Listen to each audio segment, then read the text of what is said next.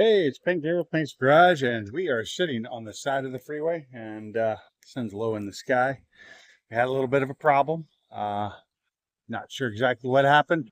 Figure that out later. But let me turn this camera around and we'll see what was going on. So as you can see here, cars on the side of the road, freeway. We weren't really going that hard. Wasn't even pushing that hard yet, but you see that. That's oil. I blew something.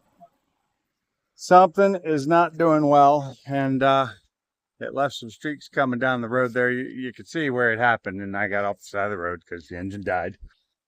And yeah, so we will have to get this thing home to figure out what happened. But we basically dumped all our oil. Just got the thing clean today too. Just got it all nice and washed up. It was running fine. I have no idea. The engine just let go. I was doing maybe 50 miles an hour, and it just put it into wide open throttle, and she let go.